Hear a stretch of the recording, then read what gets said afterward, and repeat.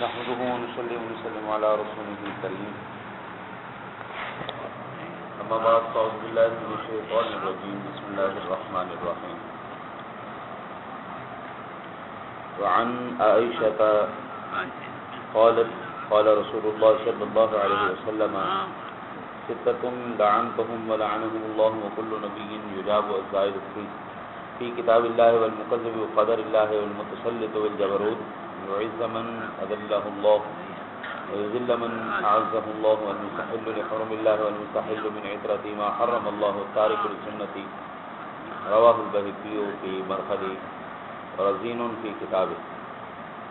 اما عائشہ رضی اللہ تعالی عنہ فرماتی ہیں کہ سرکار دو عالم صلی اللہ علیہ وسلم نے ارشاد فرمایا 6 شخص ایسے ہیں جن پر میں لعنت بھیجتا ہوں، خدا نے بھی ان کو ملعون قرار دیا ہے اور ہر نبی کی دعا قبول ہوتی ہے. پہلا کتاب اللہ میں زیادتی کرنے والا، دوسرا تقدیر الہی کو جھٹلانے والا، تیسرا وہ شخص جو زبردستی غلبہ پانے کی بنا پر ایسے شخص کو معزز بنائے جس کو اللہ تعالیٰ نے ذلیل کر رکھا ہو، اور اس شخص کو ذلیل کرے جس کو اللہ تعالیٰ نے عزت اور عظمت کی دولت سے نواز رکھا. چوتھا وہ شخص جو حدود اللہ سے تجاوز کر کے اس چیز کو حلال جانے جس کو اللہ نے حرام کیا ہو. پانچواں وہ جو میری اولاد سے وہ چیز یعنی قتل حلال جانے جو اللہ نے حرام کی ہے. چھٹا وہ شخص جو میری سنت کو چھوڑ دے. کل کتاب اللہ کے اوپر عرض کیا تھا، آج دوسری چیز کے اوپر حضور نے فرمایا جو تقدیر الہی کو جھٹلانے والا. اللہ وحدہ لا شریک کا ایک نظام ہے. پاک پروردگار عالم اپنے پاک کلام کے اندر سورہ بقرہ کے اختتام میں بڑے خوبصورت انداز میں ارشاد فرما رہا ہے کہ اللہ وحدہ لا شریک لا یکلف اللہ نفسا الا وسعها. اللہ کسی جان پر بوجھ نہیں ڈالتا مگر اس کی طاقت پر. لہا ما کسبت وعلیہا ما اکتسبت. اس کا فائدہ ہے جو اچھا کمایا اور اس کا نقصان ہے جو برائی کمایا. ربنا لا تؤاخذنا ان نسینا او اخطأنا. اے ہمارے پروردگار ہمیں نہ پکڑ اگر ہم بھولیں یا ہم چوکیں. اے ہمارے پروردگار ہم پر بھاری بوجھ نہ رکھ. ربنا ولا تحمل علينا اصرا كما حملته على الذين من قبلنا. جیسا کہ تو نے ہم سے اگلوں پر رکھا تھا. ربنا ولا تحملنا ما لا طاقة لنا به. اے ہمارے پروردگار ہم پر بوجھ نہ ڈال جس کے ہمیں سہارے برداشت نہ ہو. کبھی بھی وحدہ لا شریک کسی بھی انسان کے اوپر اس کی طاقت سے زیادہ بوجھ کبھی نہیں ڈالتا. اللہ تعالیٰ نے جس بندے کو جہاں پہ رکھا ہے، اللہ تعالیٰ نے جس بندے کو غربت میں رکھا ہے، اللہ کی ذات بہتر جانتی ہے. وہ غریب تھا تو سب سے بہترین تھا، اور جب پیسہ آ جائے کیا اس کا دماغ پھر جائے، ہم اس کو تصور نہیں کر سکتے. لیکن غربت کے اندر ہم شکوے ضرور کرتے ہیں. اللہ تعالیٰ کو ہم ہی نظر آئے تھے. اللہ تعالیٰ کو ہم ہی نہ، ہماری طرف تو اللہ دیکھتے ہی نہیں. جی ہم تو غریب ہیں، مر گئے. جی ضروریات ہی پوری نہیں ہوتی، کھانے پینے کا ہی پورا نہیں ہوتا، کپڑا لتے ہی پورا کو نہیں ہوتا. جی کیا کریں جی، کما کما کے مر گئے لیکن ضروریات پوری نہیں ہوتی. یہ شکوے. میں نے ایک مقام پر ایک چیز دیکھتے ہوئے دماغ کے اندر ایسے ہی ایک تخیل اٹھا. کبھی ریس کے گھوڑوں کو آپ نے دیکھا دوڑتے ہوئے؟ کون سا گھوڑا زیادہ دوڑتا ہے؟ جس گھوڑے کے اوپر بیٹھنے والا اس کو زیادہ ڈنڈے ٹھوکتے ہیں. ایسے ہی گھوڑے کے اوپر بیٹھتا ہے، اس کے گھوڑے میں جب گھوڑے دوڑتے ہیں اس کے اوپر ایک بندہ بیٹھتے ہیں، مالک کہہ رہے ہیں، گھوڑے کا مالک اس کے اوپر بیٹھتا ہے اور اس کو ڈنڈے مارتا ہے پیچھے سے. گھوڑے کو نہیں پتا ہوتا کہ وہ ریس میں دوڑ رہا ہے. گھوڑے کو اس بات کا علم نہیں ہے کہ وہ ریس میں دوڑ رہا ہے، زیادہ تیز دوڑے گا، جیت جائے گا. وہ اس سے غر نہیں پڑتی. وہ دوڑتا ہے اس لیے دوڑتا ہے کیونکہ مالک سے اس کو تکلیف پہنچ رہی ہے، مالک سے اس کو ایذا پہنچ رہی ہے. مالک یہ چاہتا ہے، تکلیف اس کو کیوں دے رہا ہے؟ تاکہ وہ اس ریس کے اندر دوڑ کر جیت جائے. ریس لگی ہوئی ہے، تکلیف اس لیے اس سے ملتی ہے وہ اس میں دوڑ جائے، دوڑے اور کامیاب ہو جائے. تو زندگی میں جب کبھی آپ محسوس کریں کہ اب تکلیفوں کا دور ہے، پریشانی کا دور ہے، دکھ کا دور ہے، تو پھر سمجھ جانا کہ یہ تکلیف تمہارے مالک کی طرف سے ہے، اور یہ تکلیف اس لیے آئی ہے کہ تمہارا مالک چاہتا ہے کہ تم جیت جاؤ اس دیش میں. اللہ وحدہ لا شریک نے یہ جو دنیا کے اندر ہمارا ایک نظام سسٹم بنایا ہے، ہم نہایت ہی گناہگار قسم کے لوگ ہیں.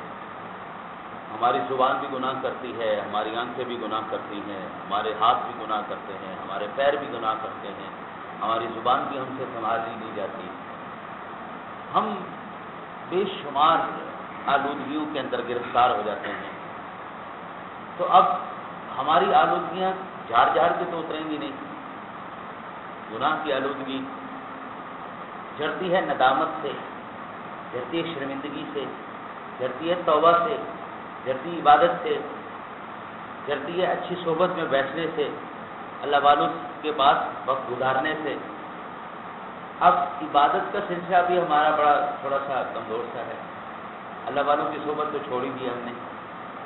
اللہ ماشاء اللہ ہمارے معاشرے میں ابھی کوئی ایسا رہا ہوگا.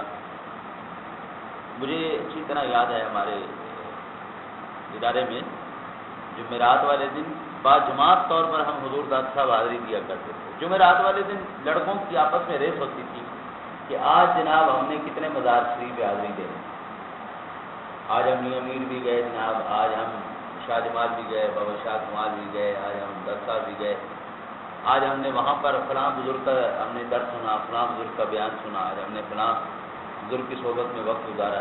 آج تو نظر نہیں آتا. کچھ عرصہ ہی پہلے کی بات ہے کہ جمعرات کا دن آتا تھا تو ہر گھر میں کھانا پکتا تھا. کوئی گھر ایسا نہیں تھا، وہ جیسے بھی نظریات تھے، جمعرات والے دن کھانا مسجد میں ضرور جانا.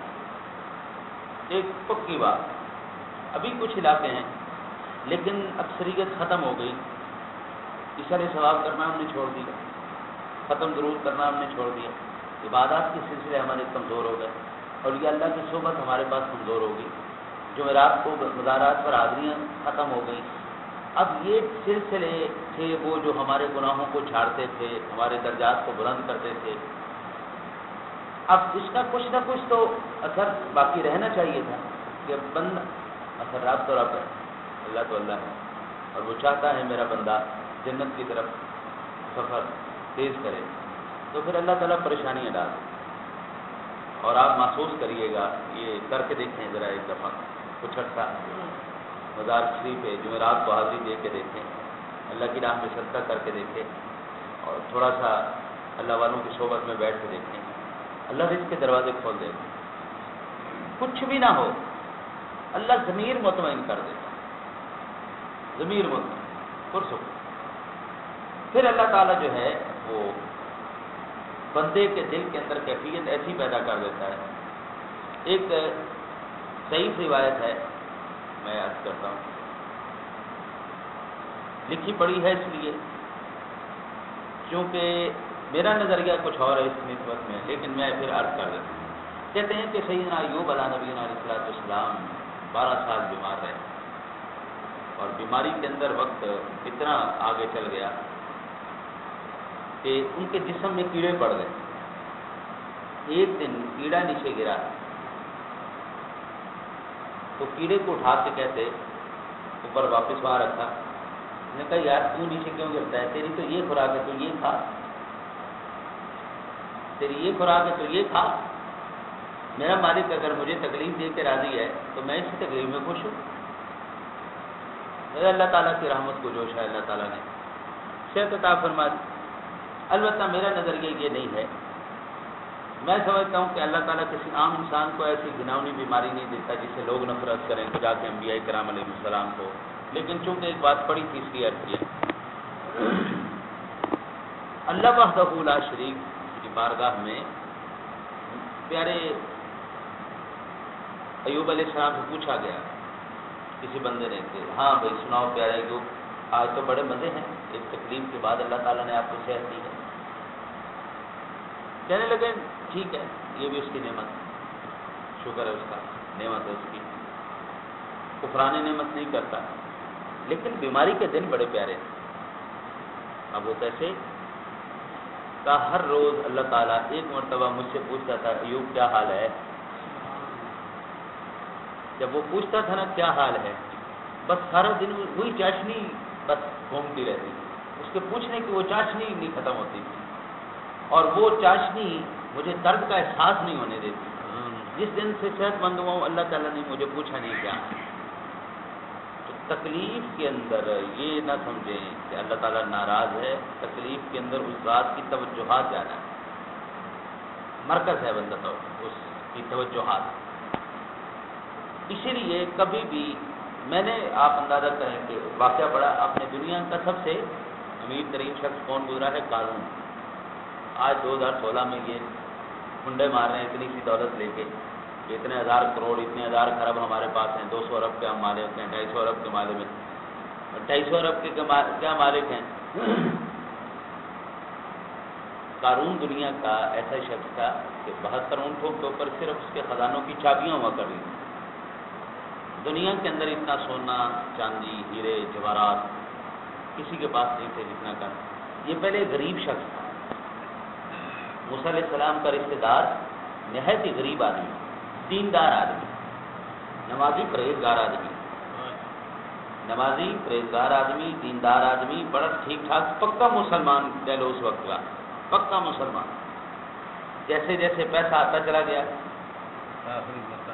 پہلے صدقہ ختم کیا، پھر زکوٰۃ ختم کی، پھر اس کے بعد جو بھی مانگنے آتا دھکے مار کے نکال دیتا. تو تمہاری کمائی ہے، یہ میری کمائی ہے، میں نے کمایا ہے، دوڑ جاؤ، کوئی خیرات صدقہ نہیں.